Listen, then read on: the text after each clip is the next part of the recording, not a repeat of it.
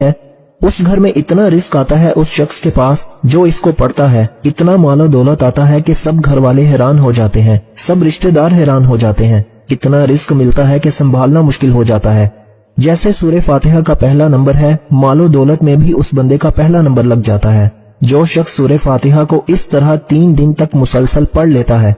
अब सुनिएगा, इस सूरह फातिहा को आपने किस तरह पढ़ना है और किस वक्त पढ़ना है, मुकम्मल तरतीब सुनने के लिए, क्योंकि अमल निहायत ही कीमती और खास है। इस अमल को जानने के लिए आप इस वीडियो को अव्वल से लेकर आखिर तक मुकम्मल देखिएगा। इंशाअल्लाह ऐसी रहमतों का नज़ूल होगा, ऐसी बरकतों का नज़ूल होगा, ऐसे रिस्क का नज़ूल होगा कि दोबारा जिंदगी में ना रिस्क की परेशानी आएगी, न घर में कोई मुसीबत आएगी, न घर में कोई बीमारी आएगी। हर तरह की मुश्किल आपकी आसान हो जाएगी। इस सूरत के 20 नाम हैं। इससे पहले भी कई दोस्तों को ये अमल बता चुका हूँ। लोगों की जिंदगियां बदल चुकी हैं, कई लोगों के हालात बदल चुके हैं, कई लोगों की दुआएं कबूल हुई हैं। जिस जायज नीयत के साथ इस सूरत को पढ़ेंगे, जो इरादा रखकर पढ़ेंगे, इंशाअल्लाह 3 दिन मुकम्मल नहीं होंगे, 3 दिन पूरे नहीं होंगे, आप हर जायज मकसद में कामयाब हो जाएंगे। अगर कोई मकरूज है तो कर्जे के तमाम बंदोबस्त हो जाएंगे। उसको पैसा कहाँ से मिलना है, कैसे अल्लाह की गैबी मदद आनी है, सारा कर्जा 3 दिन में उतर जाता है। कोई शख्स शादी की नीयत से पढ़े, हर तरह की बंदिशें, रास्ते की रुकावटें खत्म हो जाती हैं, फौरन असबाब पैदा हो जाते हैं। खास बात बता रहा हूँ, इस सूरत के अंदर हर एक तासीर और ताकत रखी गई है। इस एक ही अमल के जरिए आप दुनिया का हर काम कर सकते हैं।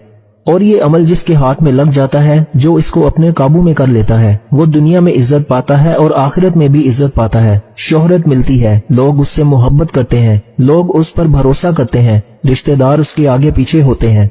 जो शख्स भी इस सूरत को इस तरह पढ़ लेता है, ये सूरह फातिहा ये मक्का मुकरमा में नाजिल हुई और इसकी सिर्फ 7 आयात हैं। अब आसमान भी 7 हैं, अब जमीनें भी 7 हैं, हफ्ते के अंदर दिन भी 7। अब 7 का लफ्ज बड़ा ही निहायत ही खास है। खाना काबा के चक्कर भी 7, यानी कि जो तवाफ किया जाता है उसके 7 चक्कर हैं खाना काबा के भी। इसी तरह इसकी और भी बड़ी चीजें हैं। अब मैं उनकी तरफ नहीं बढ़ता, अमल की तरफ ले जाना चाहता हूँ।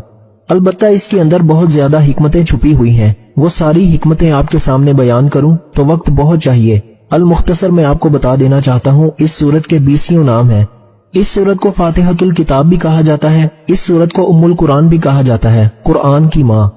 इस सूरत को सूरतुल कंस भी कहा जाता है, सूरह काफिया भी कहा जाता है। काफिया इसलिए कहते हैं कि दूसरी सूरतों के बदले में ये काफी है, यानी कि बाकी सूरतें पढ़ने की जरूरत ही नहीं पड़ती, ये तमाम के मुकाबले में आपको काफी है। इस सूरत को सूरह शाफिया भी कहा जाता है। शाफिया इसलिए कहते हैं कि एक सहाबी ने देखा एक आदमी मिर्गी के दौरे में गिरफ्तार है, उसके कान में ये सूरत पड़ी, उसको